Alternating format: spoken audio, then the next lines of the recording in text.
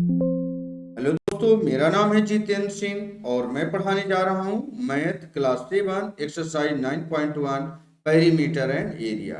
तो पेरीमीटर क्या चीज होता है? लेंथ ऑफ बाउंड्री, ये पेरीमीटर होता है। और एरिया क्या चीज होता है? अगर जैसे यहाँ पर एक बेस है और एक परपेंडिकुलर हाइट है, इन दोनों को मल्टीप्लाई कर देंगे तो आपका एरिया आ जाएगा। अच्छा, ट्राइंगल का अलग होगा, यहाँ पर पैरेललोग्राम लिखा था इसलिए पैरेललोग्राम को बताया गया है, ट्राइंगल का भी बताएंगे। तो अभी क्वेश्चन नंबर 1 शुरू करते हैं। Find the area of each of the following parallelogram. यहाँ पर पैरेललोग्राम दे रखे हैं, चित्र दे रखा है, इसका एरिया निकालना है। तो एक फार्मूला लगा देते हैं और उसी पर फिर सारे क्वेश्चन सॉल्व कर देंगे। इसका फार्मूला होगा एरिया ऑफ पैरेललोग्राम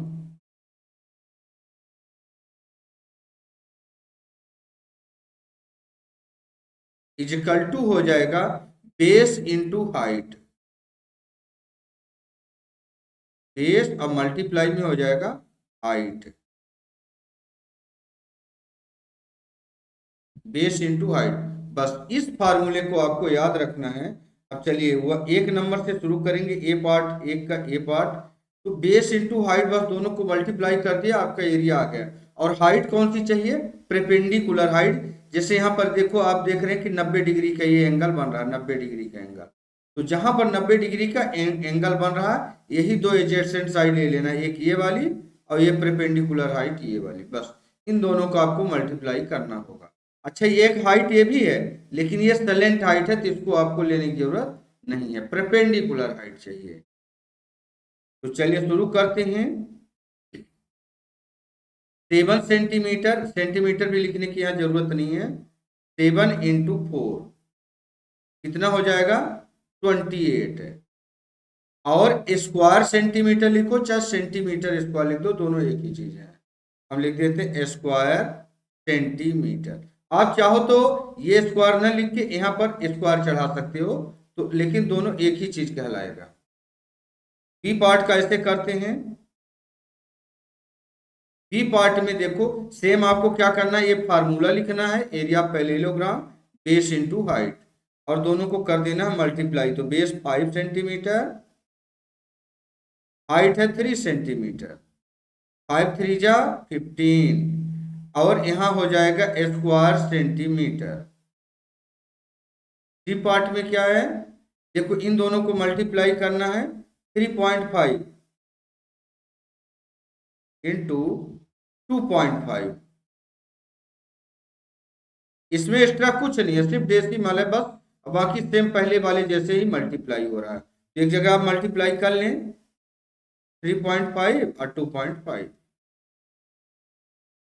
तो आप 25 का डायरेक्ट भी टेबल पढ़ सकते हो, अगर डायरेक्ट नहीं पढ़ सकते हो तो 5 5 जा 25 की 5, और कैरी आएगा 25 ऐसे लिखेंगे तो 5 तो यहाँ आ गया, 2 आपका कैरी आ जाएगा।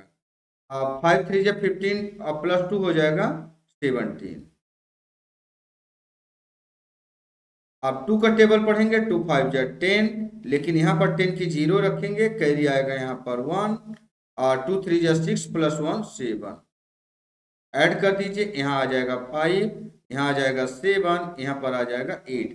अब डेसिमल कहाँ पर लगेगा? तो देखो, जब मल्टीप्लाई हो रहा था डेसिमल के बाद 1 अंक, डेसिमल के बाद 1 अंक, टोटल हो गए 2 अंक। यानी जो आपका फाइनल रिजल्ट आया मल्टीप्लाई का, तो 2 अंक छोड़ के आपको डेसिमल लगा देना है। यानी आ जाएगा आंसर 8.75। स्क्वायर, स्क्वायर जरूर लगाएंगे, एरिया है, और सेंटीमीटर। अगला क्वेश्चन देखते हैं, फर्स्ट का ये डी और ई। फिर से यहां भी लिख देते हैं एरिया पैरेललोग्राम।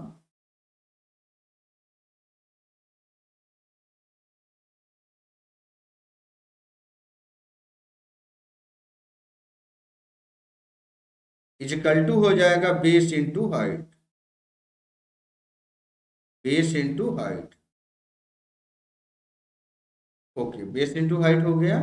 अब हम क्या करेंगे, सेम जो करेंगे पहले वाले में, हमने ये पहले क्वेश्चन सॉल्व किए हैं, इसी क्वेश्चन को इसी तरीके से सॉल्व करेंगे। डी नंबर डाल के यहाँ पर देखिए 4.8 इंटू में हो जाएगा 5। अब ये जो आएगा तो आपका एरिया निकल के आ जाएगा।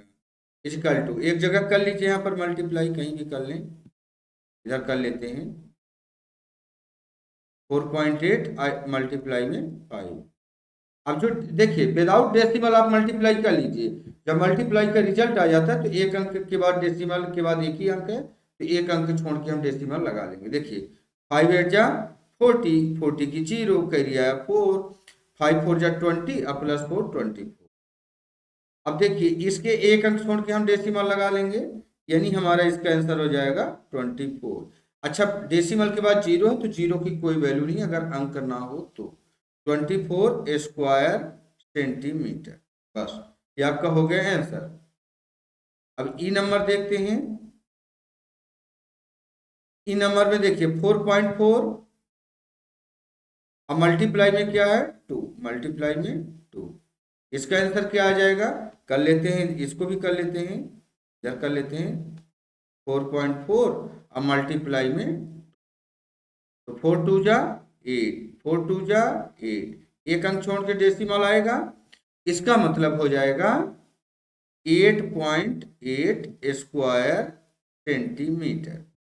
थैंक यू दोस्तों, यहाँ पर हमारा एक्सरसाइज 9.1 का क्वेश्चन नंबर 1 समाप्त होता है।